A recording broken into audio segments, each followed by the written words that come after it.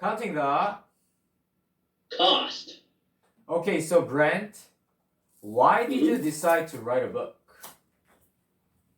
I'm a word picture person. If I see something that's a word picture, it really hits me.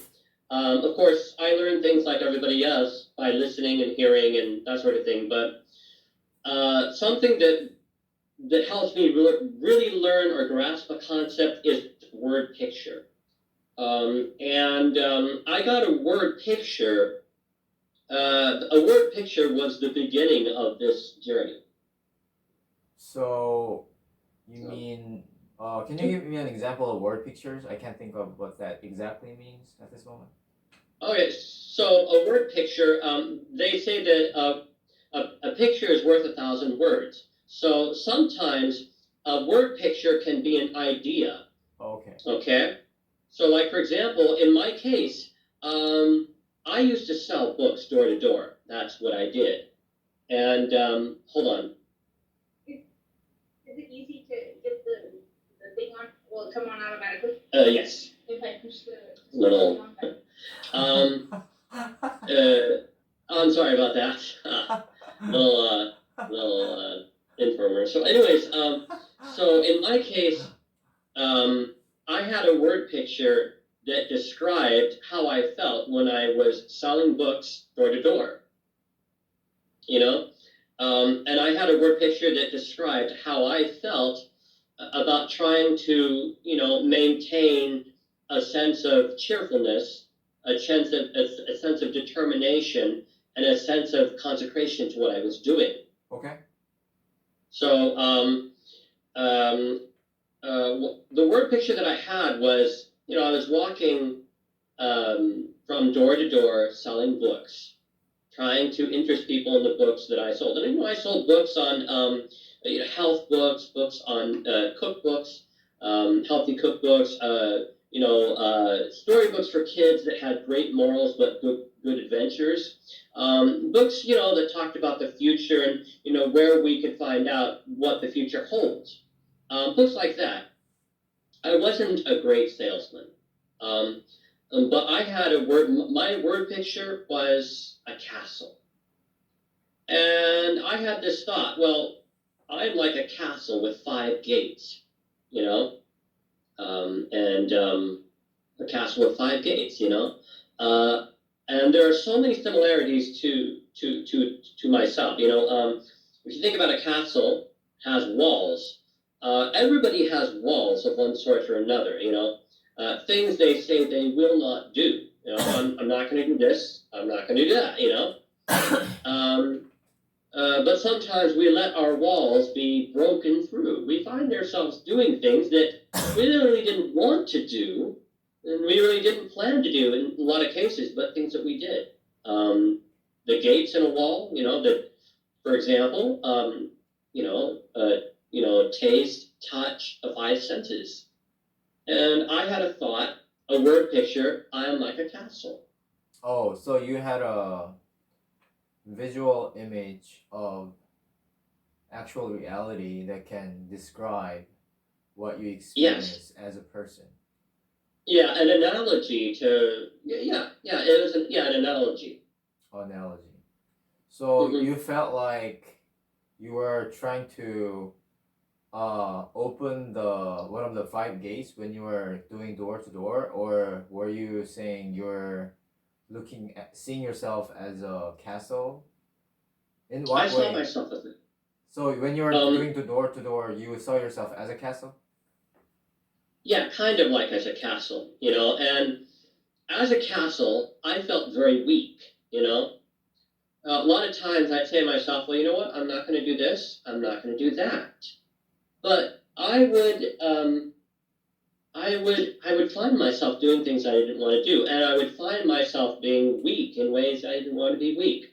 For example, I would say to myself, I'm not going to read this kind of book because I don't want to have what I'm thinking about be dictated by what this person is doing, in the book. Yeah. And, I felt that having morals was a virtue, you know. Yeah. And but sometimes it seems even though I wanted virtue and I desired virtue, a lot of times I couldn't attain virtue. I would say to myself, well, I know that this is not right, but I'd find myself doing the things that I knew were not right, you know, and the things, it's like I would allow through one of my five senses. I would see something that I would know in my mind that's not something I should see or do. Oh, I see. But I'd allow myself to keep watching it, Yeah. and I would allow the effect to come into me, Oh, I see. and it would change my behavior in some cases. Wow. And that happened with things that I heard, and things that I saw, and sometimes things that I tasted. So I guess this kind of moral, mental, relational, psychological battle that you've been involved in became more substantial when you were knocking on doors because you were at the front line of coming in contact with people. You had to convince them. You had to sell stuff, and unless they're convinced, they're not gonna sell it. I mean, get anything from you. So that selling experience became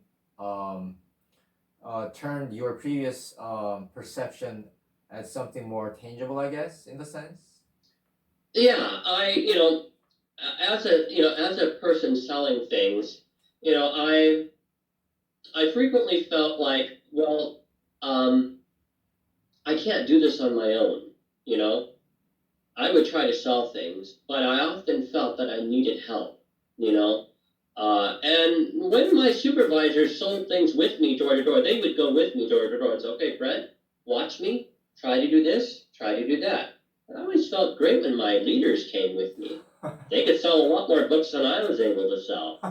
They were encouraging, and they said, Brent, let me take your bag, and they take my bag, and I follow after them, and they sell these sets of books, and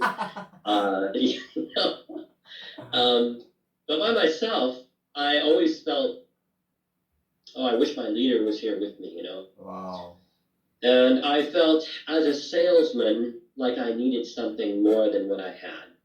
Because sales was not my, I love talking to people, being with people, but selling them things was not my strong suit.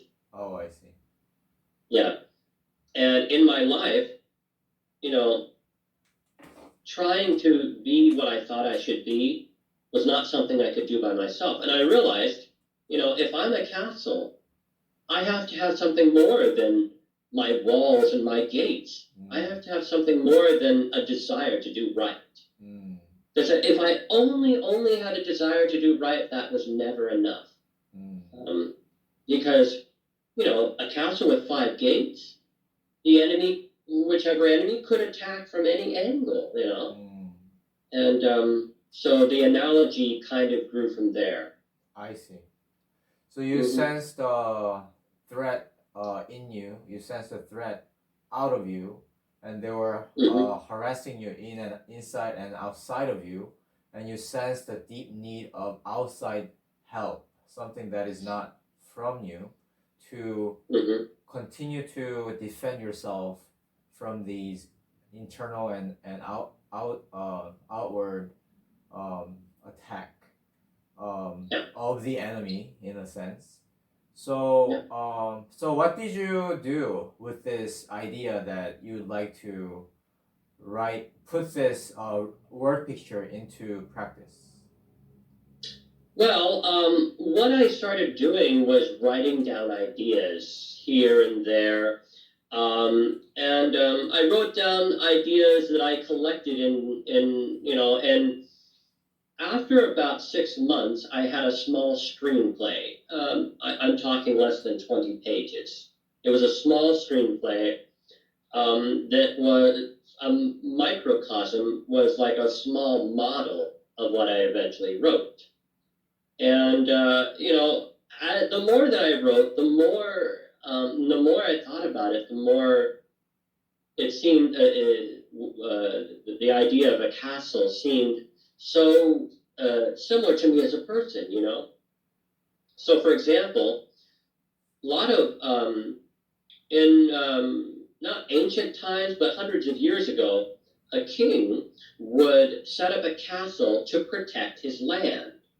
And castles were usually pretty good because soldiers could go in a castle and stay in the castle and protect the king's land. But sometimes an army would come and surround, besiege a castle.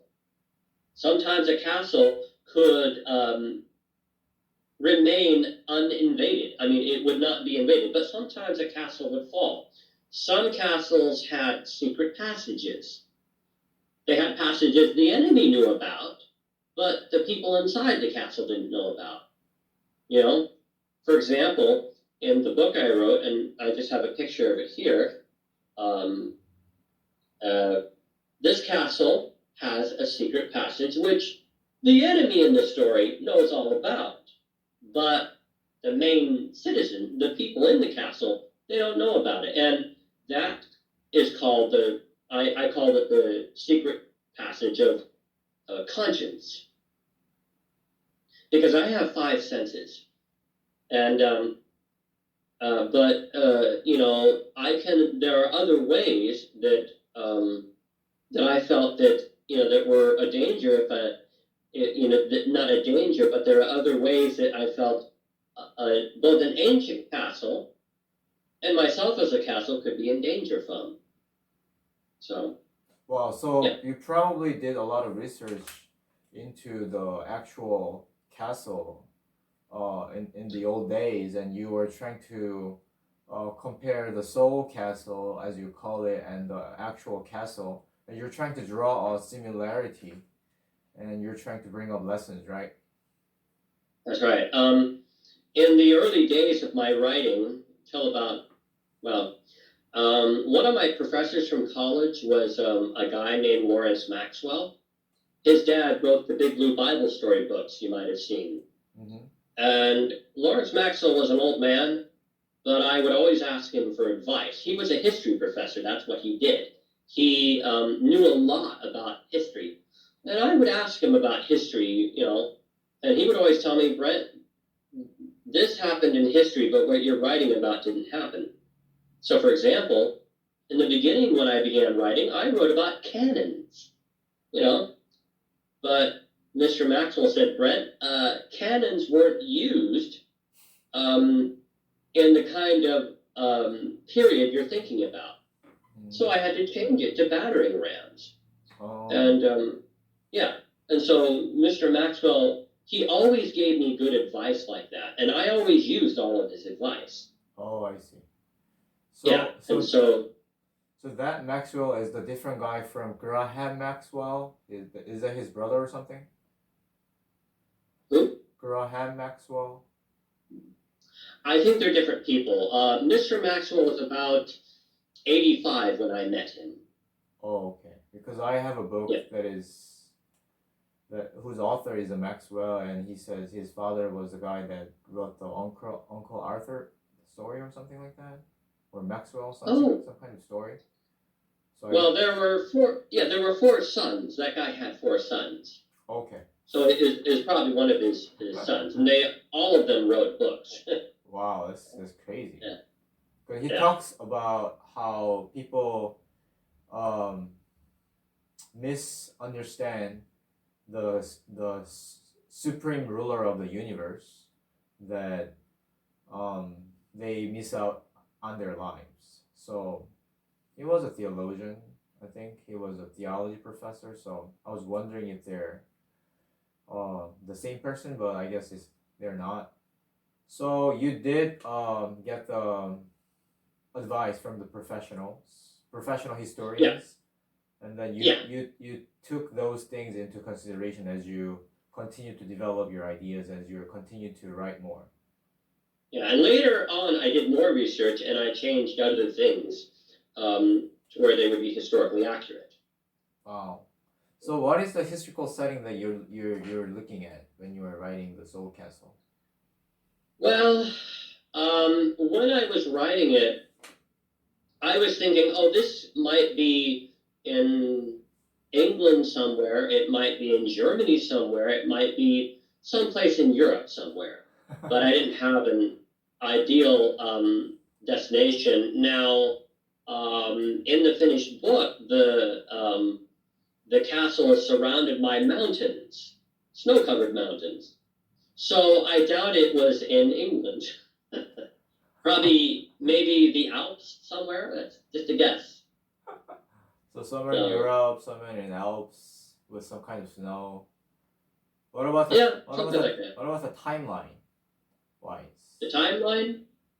Well, cannons were used in the East early on. Like, for example, I can't tell you the exact date, but the reason Constantinople was destroyed was because the Muslims ended up using cannons. Oh, I see. Yeah, Constantinople was the city established by Constantine the Great, the First, and it was always impregnable to any kind of warfare, any type of weapon, until the Muslims started using cannons. So that was, I believe, in the early 1400s, basically 600 years ago. Okay. So from what I understand, and I could be mistaken, cannons weren't used in the European countries until the 15th century, 500 years ago. Okay. But a history professor might debate that. Okay. Mm-hmm. So somewhere before 500 years ago, right? Yeah, something like that. I see. Mm-hmm. So what year did you start think about it, and what year did you start writing things down, and what year did yeah. I had the word picture of a castle. Yeah. In the summer of 2003. Wow, 17 years ago. Yes. And I had it when I was a canvasser. And during that summer, I found out about an English teaching job in Korea. I see. So on the one hand, I was planning Soul Castles, the book, and on the other hand, I was trying to get a passport, trying to get a D6 visa, trying to do a bunch of stuff I had never done before. So, anyways, I thought about the word picture in the summer of 2003. And I had never worked in a hagwon. I didn't know what a hagwon was, but I was so busy in a hagwon, I didn't have much time for writing. Between about 2004 and 2005, between those years, I developed the idea further, more things occurred to me, and I had more ideas, and I turned it into a small screenplay. In about 2004, at the end of 2004, I had a small screenplay. It was like a model of what it would become later. And the writing, I didn't finish the writing until 2018. Now, I need to explain that a little bit, because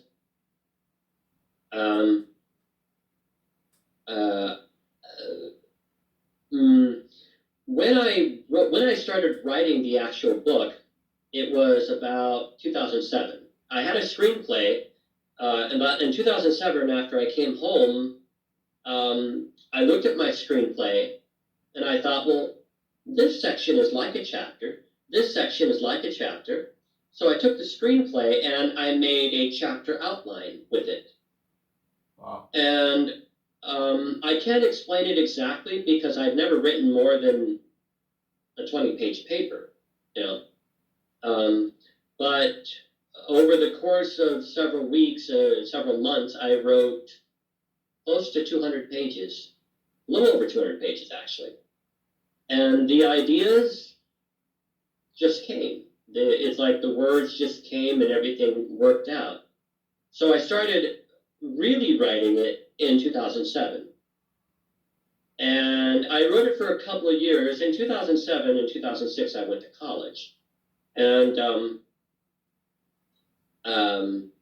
at that time, going to school on a big college campus is one of those times where I let, a while back I talked about castle walls. And, if we don't have something to help us to stick to what we know is right and what we want to do is right, then our intentions, even if they are good, will not help us. They won't win the day, you know.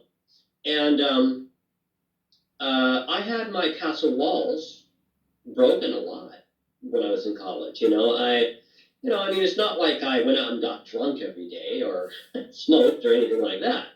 But I watched a lot of things that really I shouldn't have watched. I didn't live the most healthy lifestyle, and I looked at the way people wrote books and the way people wrote the screenplays to movies, and I thought, well, I should do something like that. So, in the course of several years, I developed the plot more to where I had um, the book looking something like a modern novel, which, well, in some modern novels, there are some authors who like to take the main character, and some novels like to kill their main character. Some authors will have a main character, and they thought, well, I'll just kill my main character. Now, I didn't think, well, I shouldn't kill one of my main characters, but I will make them, I will injure them for most of the book. So that's what I did. And after a while, the book didn't really look the way I wanted it to look. It didn't look good. And so I just went back from college, put it on the shelf, and I didn't look at it for a while. Then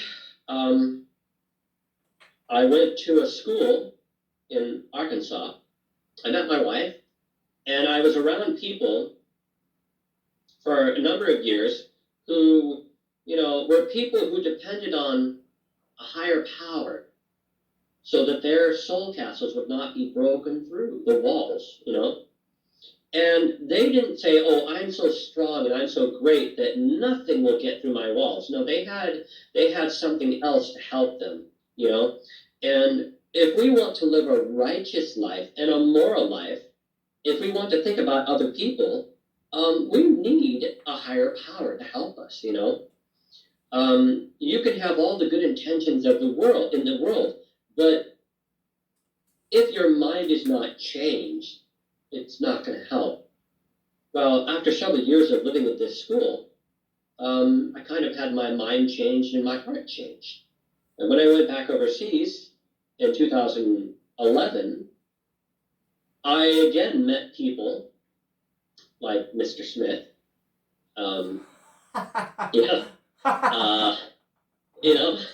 I met people who were, whose priorities were, keeping their castle pure, keeping their mind pure, thinking about other people a lot, because, and if you've ever given gifts, and you give something to somebody that just made them so happy, it really, really touches you, When I was 10, there was this remote controlled car for sale, and it was Christmas time.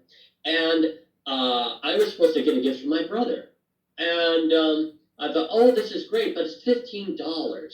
So I asked Mom and Dad, can I have an extra $5 for Christmas to buy this gift? And it was Christmas. Mom and Dad said yes. So I got this, it was a Lamborghini RC car. And when my brother opened it, he started yelling and screaming in delight. And I was 10 years old at the time, and I remember thinking, wow, this gift giving is really cool, and when we, people may not always scream and, and yell in delight. Sometimes they'll scream and they'll yell, but it won't be in delight, But, when we learn to live for others and help other people, it really does something wonderful for us. Anyhow, I don't want to chase rabbits. I met people who were like that. They would give, and I could see, they have so much joy. They're giving so much. So I realized that Soul Castles was 300 pages at this point. Big old book. And one of my professors in college said that if you're going to submit a book to a publishing company, they're going to cut a lot out of what you write, because they're going to say, well, this is not really relevant, this is not relevant, this is not relevant. They're the publisher, they can do that. So I prayed about it and I realized this book needs to be cut down. And I prayed about it, and over the course of a year or so, I cut 100 pages out. It was more like 3 months, and that was hard. Because it was like, well, do I really want to cut this out? Oh yes, I cut it out. And I debated a lot with myself. Should I cut this out? Is it related to the story? Do I cut that out? Is it related to the story? But I cut 100 pages out. But then the problem was that the book looked like Swiss cheese. I had taken parts out that didn't make any sense. And I had these huge plot holes. The book doesn't make sense now. Before I cut the book, cut the 100 pages out, the plot made sense. But after I cut the 100 pages out, the plot didn't make sense, and I didn't understand it. And so I thought, well, I'll just leave it on the shelf. So I left it on the shelf. And this isn't something I've really shared in public before, but then something really amazing happened. At this time, I was living what I would call a life where my castle, my soul castle, was not being broken through. The walls weren't being broken through. There was a higher power helping me to do the things that I wanted to do that were right, but I didn't have the power myself to do. And this went on for quite some time, living a life that I was achieving my goals as far as doing the right things, trying to, live a life that my parents could be proud of, that I could be proud of looking back. And my book had 100 pages missing, and the plot didn't make sense. But I had two strange dreams. In the days when I was in college, and I was watching things I shouldn't see and doing things, I was a poor college student. I didn't have any money, and I was always looking for a job and never finding one. And I thought, oh, it would be just so wonderful if Pacific Press would get this book from me. Because at that time, if Pacific Press chose to publish your book, they would give you an advance check of $1,500. For a poor college student, that's like, that's nice, Yeah. So, but at the time, when I was writing, and I was putting things in I shouldn't, it's like I had very severe writer's block. I had no creativity. I was writing and writing and writing, but it wasn't good things. It wasn't things that were really right. And so around about 2014, early 2015, I had two dreams. One dream, in my dream, so of course, Soul Castles is a castle that is being attacked by an enemy, okay? And it's being attacked by an enemy, and the enemy is not a nice enemy. It's an enemy that wants to level the Soul Castles. And there is an enemy that wants to completely destroy us in every way possible. And it's not like we know everything about him. But if you look in the world and you see the battle between good and evil, you know that there's someone out there, some evil force that would just love nothing better than to level soul castles, to level people, to destroy people's lives. And a lot of lives he's succeeding, and it's sad. But in my dream, I was in my book. I was on the walls, because every castle has walls, of course, to keep out other forces. I was on the walls of my castle. And I was looking out, and I looked out at one point, and I saw the strangest thing. I saw what I thought were jugglers, actors, acrobats, people baking cakes, a circus, a carnival, entertainers, all this stuff coming towards the castle. And I'm thinking to myself, well, what's going on here? in my dream, and when you dream, you don't dream with a lot of noise. Mostly you dream silently. I've never had a loud dream, but in my dream, I could hear some things, Anyways, and I thought, well, what's going on here, And then again, I was again in my castle, only I saw an army coming towards the castle. And so when my dream ended, I realized, okay, I can use this. I can take this and put it into the plot. That's just what I did. Really? But it wasn't my idea. It was a dream that I had. And I honestly believe that a higher power gave me that dream. Because you see, the plot had holes all over it. There were many plot holes. It didn't make any sense. But once I took what I saw in those dreams and I put it in the plot, everything made sense. The whole plot made sense. Wow. And I haven't told people this because it sounds like something. From. I don't know. It just sounds too unusual. Yeah. And the other dream that I had, well, when I was in college and I was trying to make it work and I was trying to write and I was trying to do all these things and it wasn't working. It's kind of like it's kind of like, Brent, if you live your life right, if you live your life in the way that you ought to, with help, you can expect all the creative help you need. So later on, in 2015, it's kind of like I had this vague dream that was kind of like, well, if you are living your life as you feel that you should, as you know to be right, then you have this literary help, this creative help, then that's right. So those were the dreams that I had. And after I had those dreams, I put everything that was in the dreams in there. And what was in the dreams was much more interesting than what I had in there before. Wow. But I had to cut everything out get rid of the bad for the good. Wow. That's very interesting. Yeah, I don't say that too much because it seems unnatural. And when I came in 2016, I moved from. I've been living in Busan for 5 years, Busan, South Korea, and I moved to Seoul. I know nothing about marketing.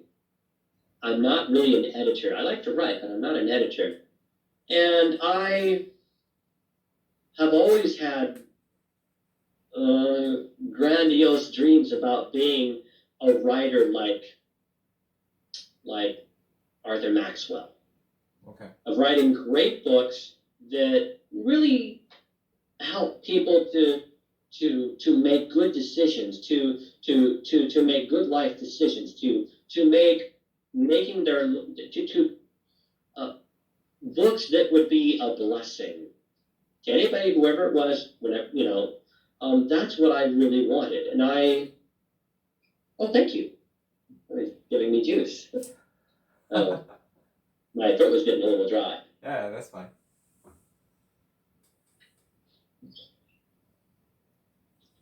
So in 2018, I finished writing it. Because in 2016, I moved to Seoul.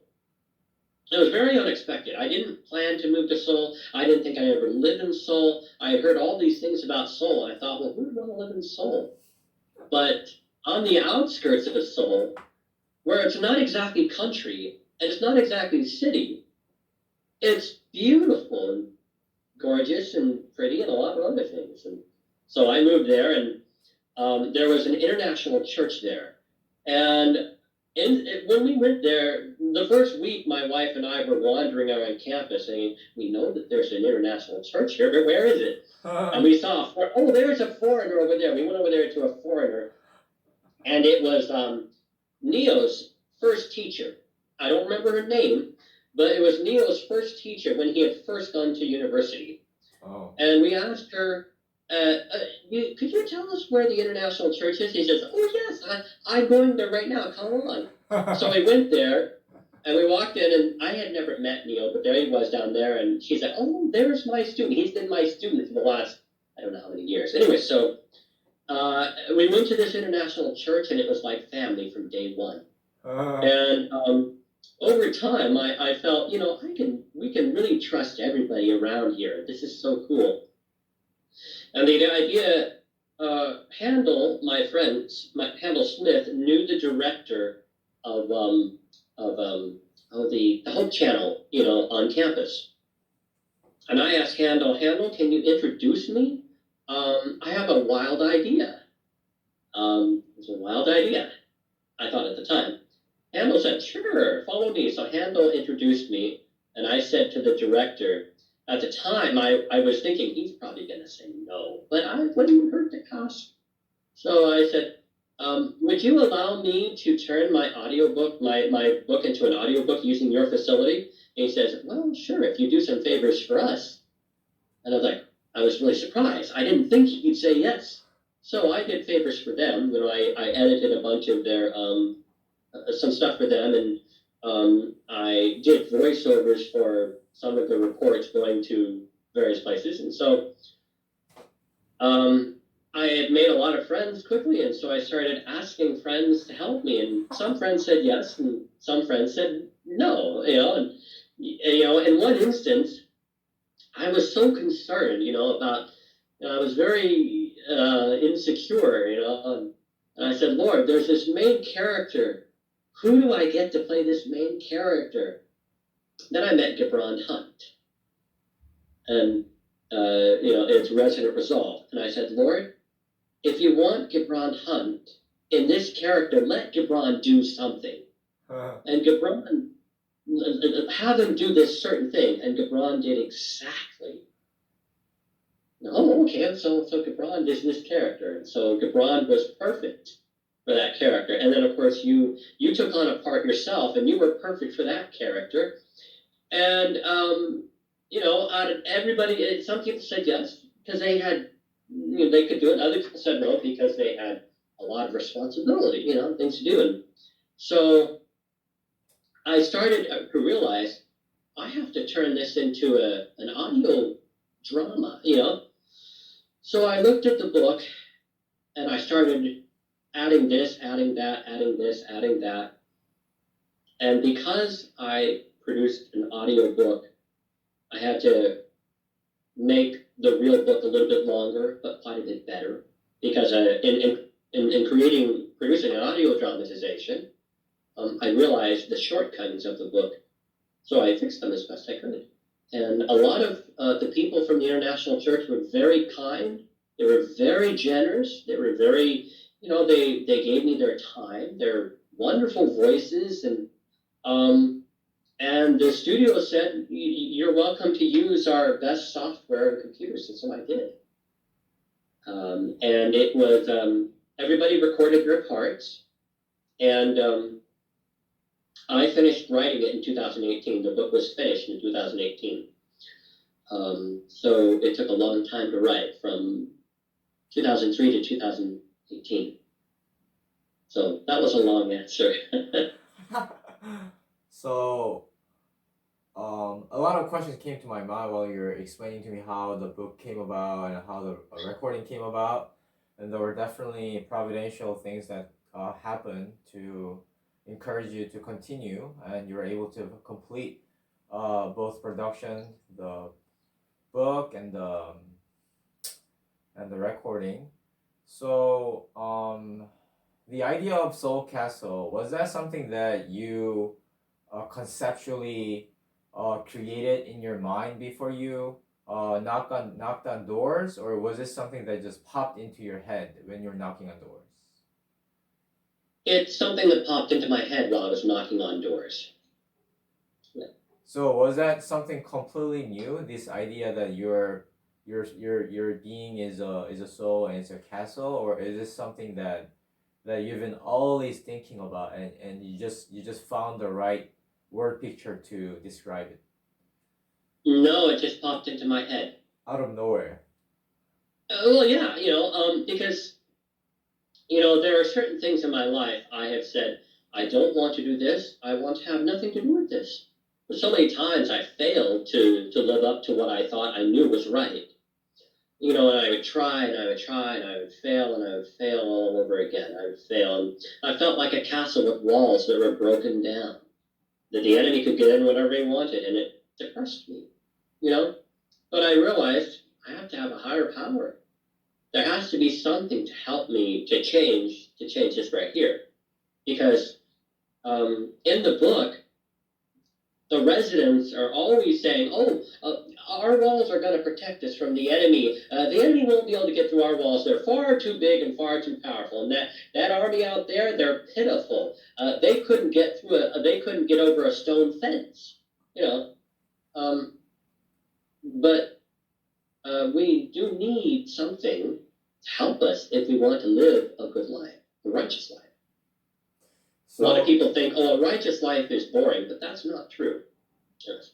So this constant battle, this constant wrestling with the enemy, and your I guess definition of living a successful, moral, victorious life is pretty much being able to put your conviction into practice successfully, so that your life can be a noble life, powerful life that can make an impact on other people. And you earlier mentioned about eating the right things, putting the right thoughts into your minds. So whatever comes into your mind, whatever comes into your body, whatever comes into your thought, have to be something healthful and wholesome and good things and selfless things, and that can benefit other people, that can help other people, that can build other people up. So it sounds like a very practical thing to do, to have this notion of soul castle and living a successful, moral, and good life. Yeah, a lot of people think that to live only for themselves is the best way to be happy, but that's not true. If you live your life, for many years in the field of economics, there was a guy named Adam Smith who said that happiness, the best thing in life, could be attained by doing things for yourself, by only thinking about yourself, by myself being number one. That's what he thought, and from hundreds of years, people in economics thought he was right, but he was proven wrong. He was proven wrong in that the best results in life can come when the best results for you come when you are looking out after your fellow man, when you are considering their happiness as part of your own happiness. Because if you only think about yourself and only think about what can make me happy,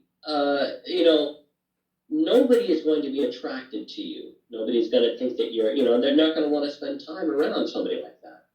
So really, the best thing in life is to, not just think about yourself, but to think about other people and, and how your life can make their lives better, And again, we have to have a higher power for that, because the human heart needs a change. We need a new heart from somebody who can give us a new heart. So it sounds like we are born into this world to win this battle, but we need to also recognize that there is a help out there that is freely, readily available to us. And whenever we ask for help, the power is willing to come and cleanse the moral uncleanliness and the nasty things, the bad things in our lives, so we can do the right things. So this idea that this battle is not a solo battle, this battle is a corporate battle, and your personal success should contribute to the corporate success, this togetherness. So is that something that you incorporate into your story? Because it sounds like this soul castle is not just talking about one person's battle, but it sounds like you're talking about everybody as a castle together. Is that something that's in your story? Yeah. In the story, there are several other castles. So, just a minute. The castle is called Finite Castle. There's a reason for that. If you think about infinite, well, infinite is something that is limitless, you know. But if you think about finite, finite is not limitless. It's the opposite. And people are, in a lot of respects, finite. We live and we die. We can't affect the fact that we're going to die. We can't affect the fact that we're going to be born. You know. But we can choose to let a higher power, we can choose to let a higher power into our lives, and there are other castles. There's a castle called um, that's silly. I have to look at the book. There is a castle called Sound Castle, sound as in strong, firm. And that's a castle that, well, in the book,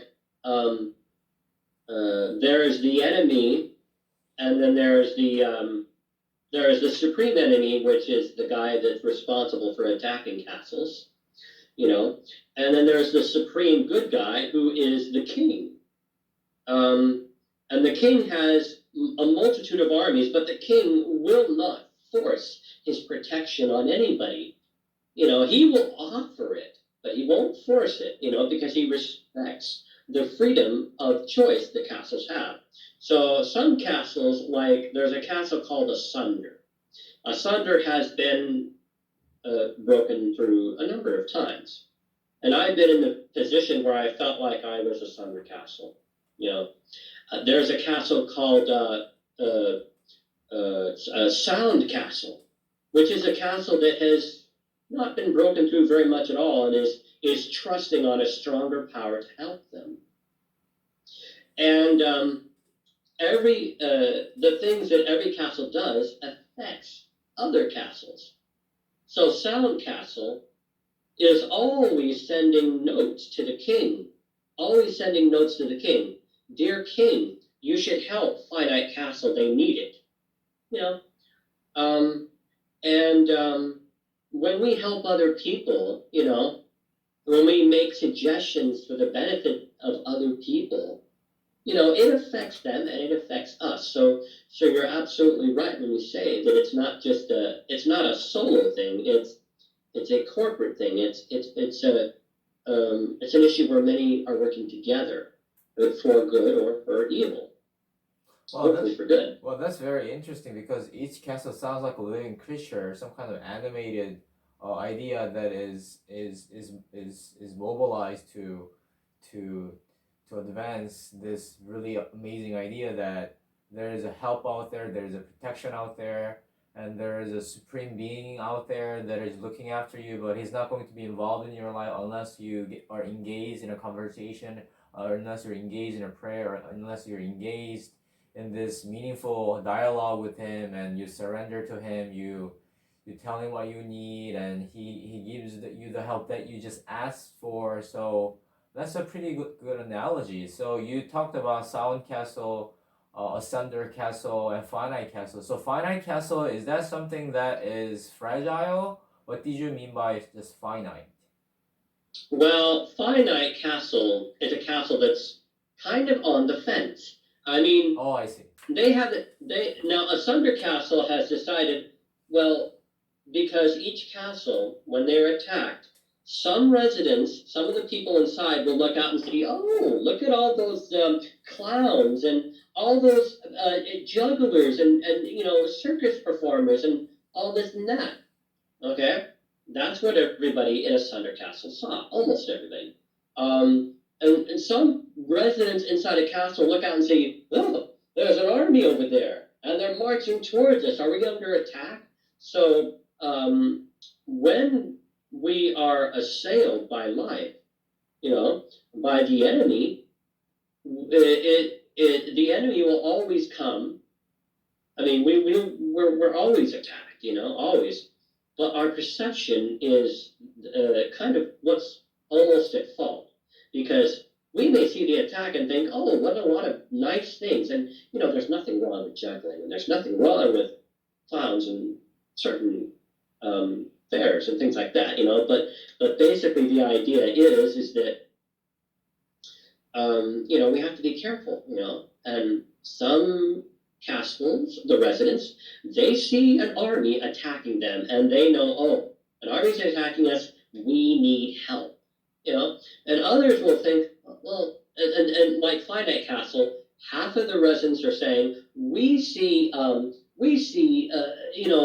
clowns and jugglers and actors and bakers and all these different things. And the other ones say, no.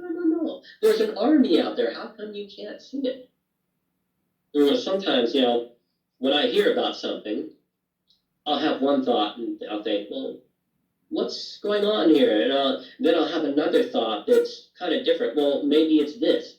Oh, well, what if it's this? So these rather sort of debates these residents have are kind of like what somebody goes through when they're deciding whether or not to accept something. Because they can open their gates and accept whatever it is that's in. Okay? But if they're letting in the enemy, then they don't need their walls broken through, because they've given in by letting the enemy through one of their 5 gates of sense. Wow, that's very interesting. And yeah, go ahead. Yeah. When the in the case of Finite Castle, or other castles rather, other castles finally decide we better trust the king. And some residents are saying, can we really trust anybody? What's the risk in trusting this king? And others will say, well, we need to trust the king. We have to trust somebody. So essentially, what the castles go through, the conversations of their residents, are the thoughts that people, I'm thinking of things, my own experience, have had about whether or not they should allow something in or not. So. Wow, that's very interesting, because that debate that you have in your own being was personified by residents discussing things, whether they're going to reject these entertainers, and they're actually enemies, and you can accept them, and they're gonna harass you, and they're gonna destroy you, and they're gonna make everything go really bad, and so that's how you describe them. Yeah. Mm-hmm. Wow, that's very interesting. So Finite Castle is somebody that is totally distracted, right? Totally tempted. They're very tempted, yes. They're about halfway divided. Should I accept the king? Should I accept help from this higher power? Or should I not accept it? Some residents are saying, we can't trust the king. And our walls are strong enough, we don't have to trust the king. And other residents are saying, we're not strong enough, we need to trust the king. It's our choice, and he will respect it. Wow. So because the king respects our choice, he is allowing us to make choices. And then according to our choices, either our castle, our soul, can become stronger, or it can be compromised, and we can have more junk in our lives that we're going to miss out so much the king is willing to offer to us. So a Sunder Castle is pretty much a person that has apostatized, I guess, very much so. Gone so astray, so lost. Very much so. And the enemy has full control over that person, and that person has the moral faculties pretty much like ruined and seared. And wow. So is there any other analogies that you use to describe this battle? Well, well, actually, before you go there, I thought it was very interesting how you said what each castle does affects other castles, because you send messages to the king to say this person is this person is that. So it sounds like an intercessory prayer and some sort of outreach, some sort of fellowship, some sort of small group, or some sort of community building, some sort of um, keeping people out if they're enemies. So, wow, it's very interactive. Yeah. And the king, he takes action when, like, for example, when Sound Castle, and then there's another castle besides Sound Castle. You think I'd remember the name.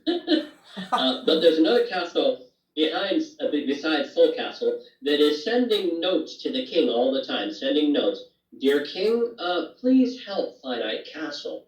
You know, and the notes that these different castles send helps Finite Castle.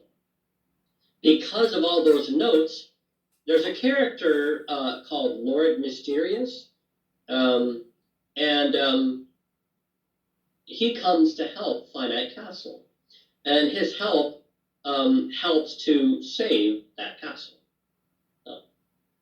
Well, why did you call him mysterious? Is it some sort of angel or something?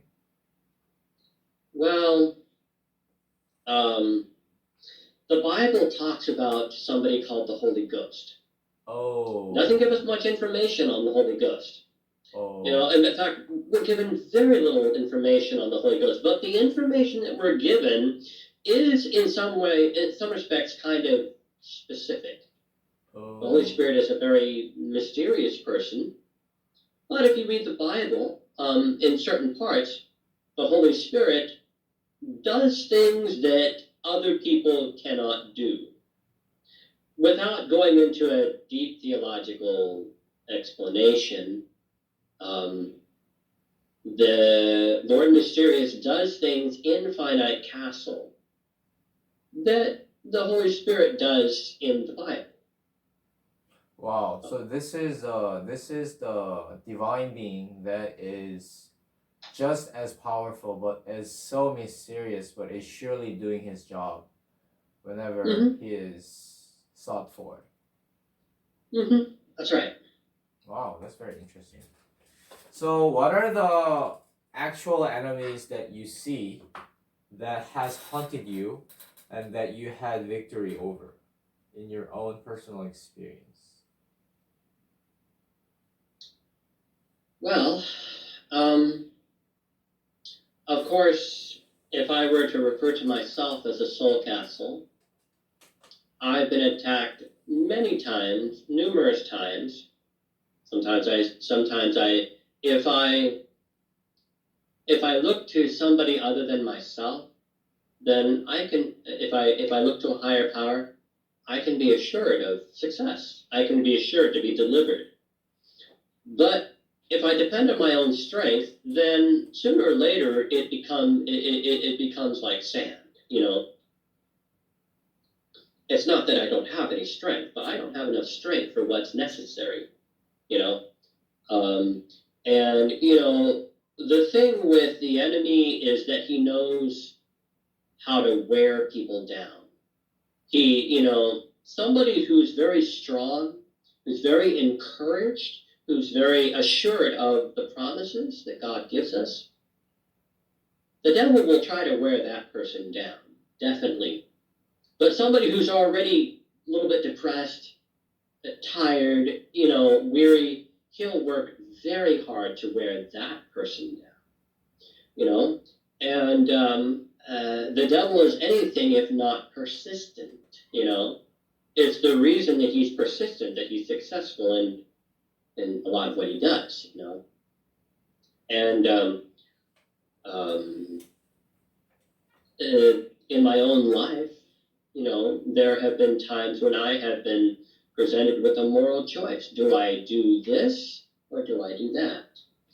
And if I keep my mind on the right thing, I know that I can have a good assurance that I can be delivered from that. But if I delay and delay and delay and delay to ask, the more I delay, the more I'm hurting myself, you know.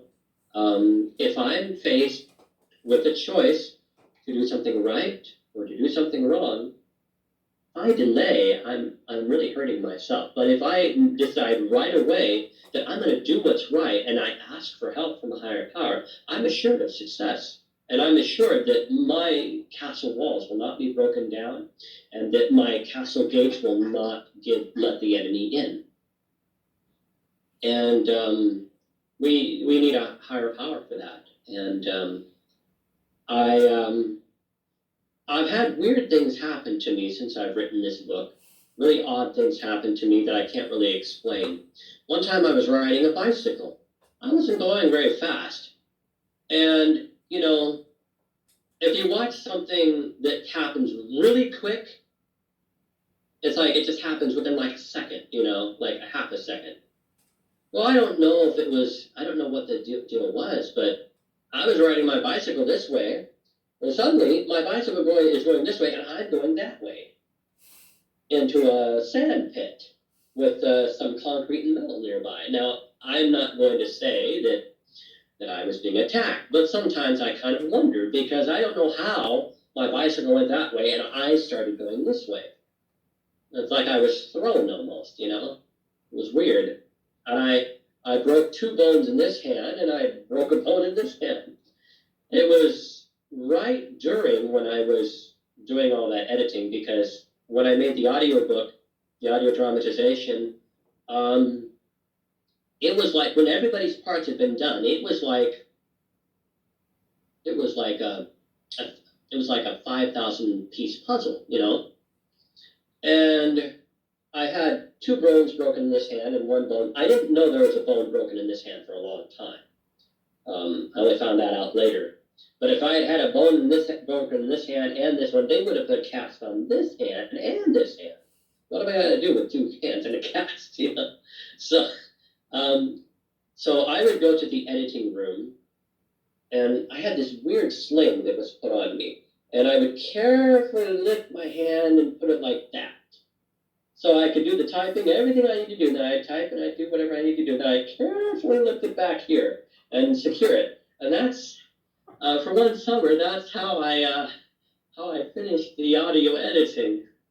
So I feel in one sense that I was attacked because I was creating this book, which I hoped it would, you know, be a blessing to a lot of people. And I couldn't help but wonder if I had been physically attacked. Sometimes you think, well, is this my imagination, or is it something else? So whether it was during the production of your recording and writing, or whether the help came or whether the interruption came, you sensed the help from the good one and from the evil one, both of them. Well, yeah, you know, and right before I left Korea the first time in 2006, I had a best friend commit suicide. And when my friend committed suicide, I realized, you know, there really is a war between good and evil. There really is, you know. And that was great motivation to write a book like that, to write this book. And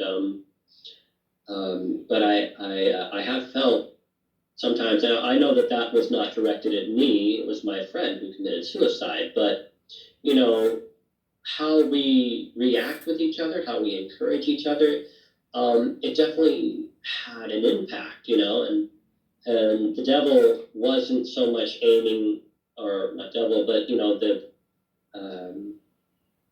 evil powers were not so much trying to get me, but, you know, what we can do for each other, you know, and helping each other can make a great deal of difference in how we recover from awful things that happen to us. And we just kind of have to work together like those castles that are riding the king to help each other. Wow. So you were doing this on a mission to deliver people that have broken walls and broken moralities and broken morals, broken motivations, and damaged self-esteem and a sense of value, worthiness, all these things. So, so were you able to publish a book? Well, I published it through Amazon, and that's this right here. But you see, the thing is, I'm incredibly untalented in techie things.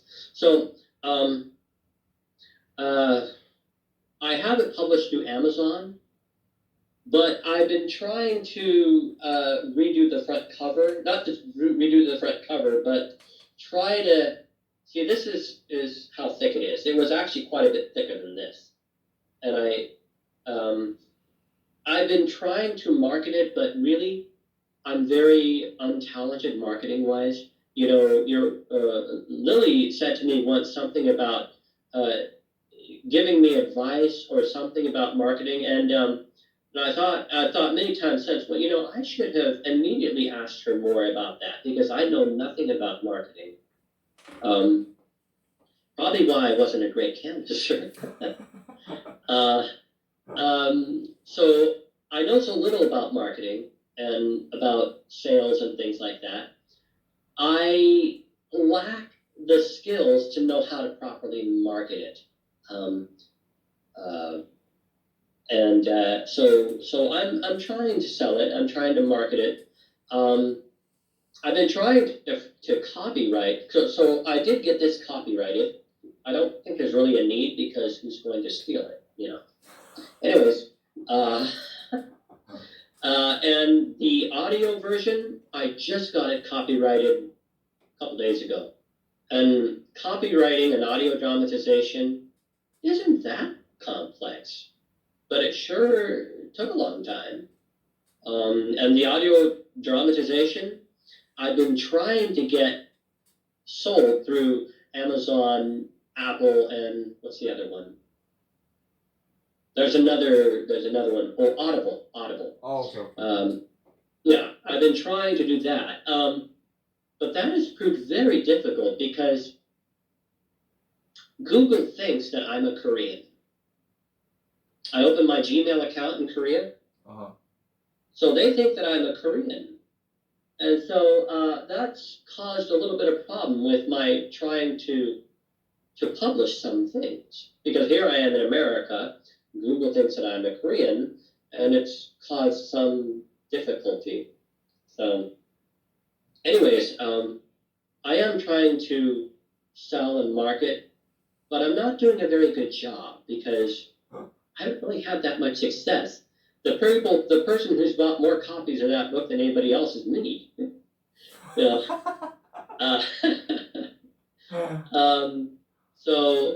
If anybody is good at marketing, I wouldn't say no to advice. And and I try to not let there's so many things to do and so many things to take care of, and I have to make that a priority, but I don't always do that. So, but hopefully soon I can figure marketing out or something. But I had those two dreams about this book. So I have to assume that a higher power was responsible for that. Because I don't have dreams like that. I don't. I sort of do, but not like that. And so I have to assume that at some point, hopefully sooner rather than later, he will take care of the marketing, or he'll give me advice, or something to that effect. I don't know how that's going to happen yet. But I pray about it, and I hope sooner rather than later, because it's my hope that that the plot, that it would be a blessing to people. Wow, so it took 17 years for you to get it out there, and it finally is ready to go, and you're recalling the blessings that you experience in divine protection, in divine inspiration, in divine intervention and help and all these things, and you experience many help from many people, and then now it's ready to be put into people's phones and in their hands, and you're pretty much brushing off your last touch. Yes. Mm-hmm. Wow. Yes. Wow. I see. Mm-hmm. So I have much to be. so so do you have any second project that's coming up, or are you focusing on this book and recording? Well, I'm trying to finish up a second book. My uncle, who I told you about, my uncle escaped from Cuba about 1967, I think, and his story is very remarkable. There's a lot of very interesting. Anyway, so I've been trying to write a book for my uncle for years and years, and I've finished it, and I'm on the last part of finishing that book. And there's another book which I don't have a title for. So I have 3 books that I would like to write. Wow. And all 3 of them, except one, has had some writing completed. So Wow. one book is about, yeah. I have much to be thankful for. So you've been writing all these years after you finished Old Castle. Yeah, I find often that I still have a lot to learn about writing and, that sort of thing. So, Wow, you have a real passion for writing.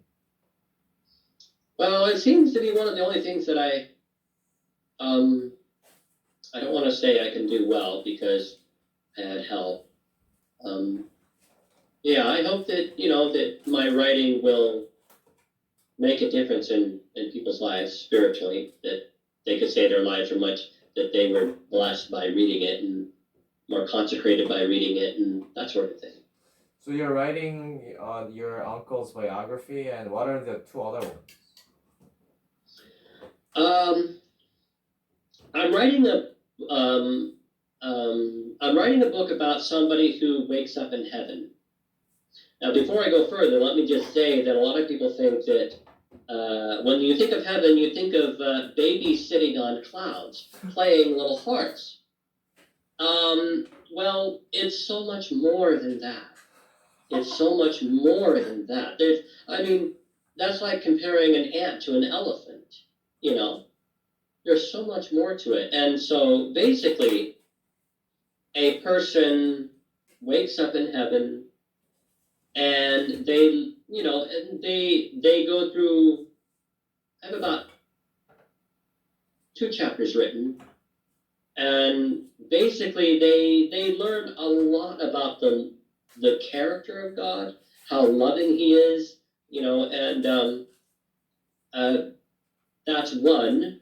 Another one is something I've spoken about before is the heart.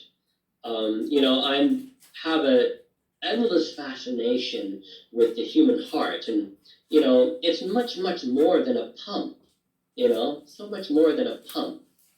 It's it's got 40,000 neurons inside of it. And people who have had heart transplants from other people, there is so much interesting information. There was a guy who passed a bar every day on his way to work. Didn't understand it, and every day he passed this bar. He thought, oh, I really want to go in there. But why do I want to go in there? I've never been in there. This guy passed this bar every day on his way to work, every single day. He couldn't understand, why do I want to go in there? Now, this guy was a pastor. He'd never been to this bar. He passed it every day, and he wanted to go inside. And he couldn't understand why. He found out that the person who gave him his heart had gone there every day after work. Yeah, and the heart is, the heart, science has proven that the heart issues orders to the brain. Most of the time, the brain doesn't disobey it. The brain does what the heart says. And so that's a very interesting subject. I have about 5 chapters written on that. Wow. And I felt strongly the other day that I wanted to write a book about Moses because I discovered something very interesting. Oh. the pharaohs of the Exodus, in the story of Moses, Moses is found by Pharaoh's daughter floating in a basket in the Nile. Okay? And there are two pharaohs after him. And I discovered from a lot of research, those pharaohs' names were Thutmose the first, second, and third. Thutmose the third was the pharaoh of the Exodus. And history shows us that at one point, any activities of Thutmose the third are just, there's nothing given, no information about him at all. But Pharaoh's daughter, a woman named Hatshepsut, was the greatest queen Egypt had or has ever had up to this point. Anyways, there's so many interesting connections between the life of Moses, Egyptian history. A lot of people think that, a lot of people say that Ramses was the pharaoh of the Exodus, but if you look at the history, it's actually quite a bit sooner. When the children of Israel were going into the promised land, the pharaoh was a guy by the name of Akhenaten. And he was called the heretic pharaoh because he only believed in one God. You know? And his son was Tutankhamun. Anyways, the whole subject is very fascinating. So those are the subjects I have in front of me right now. I don't know when I'll get them done. Hopefully, I will get them done. I have to work on it. Wow, that's very interesting. So you're writing about the relationship between the brain and the heart, and you're writing about Moses and pharaohs in the Bible and in the history. Mm-hmm. Wow. Yeah. So did you talk about? Did you say you're writing 3 more books? I just talked about two books. What was the other one? Well, one was the heart, the book about the heart. One was just 2 more. One was the book about the heart, and one was the book about Moses. Okay, so biography, heart, and Moses. Yeah. You're constantly writing. That's pretty cool. I guess you're very creative and you're driven by your ideas and your desire to get your message out there so people can be helped by your message. So wow, all the blessings in your efforts to bring people into better things to think about. Yeah. So that's great. So is there a reason why you don't put your audio recordings in YouTube? Oh, I need to do that. I was thinking I did that before. Oh, you did? I have chapter 1 of Soul Castles on YouTube. Oh, really? Yeah. And let's see here. To put chapter 2 on YouTube and chapter 3 and 4 and 5 and 6, let's see, I got to remember, because I know I did it before, but then I had to think about how I did it. Oh, they have to be a video. The files are all audio files, but it used to be that YouTube only accepted video files, but maybe they accept audio files now. Anyways, I have to take the file, turn it into a audio file, to take the audio file and turn it into a video file. Then I can put it on YouTube. Oh, really? I didn't know that. Yeah. Yeah. Now, maybe I've been doing it the hard way, and you can put audio files on YouTube without making them video files. I'm not certain. This is one of those areas where I'm not that techie. Oh, I see. So, yeah. So I have to do that, and it's a matter of getting around to it. Sure. So, sure. Yeah. So there's a lot to do.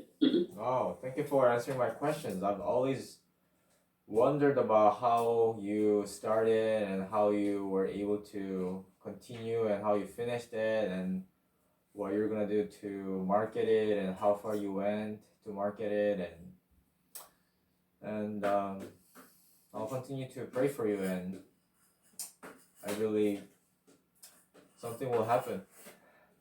Yeah,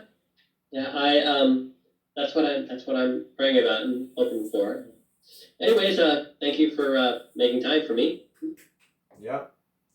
Thank you very much for the interview. And do you think I can interview next time again? Say again? Do you think I can interview maybe next year about how things are progressing? Yeah, sure. Yeah, no problem. Thank you.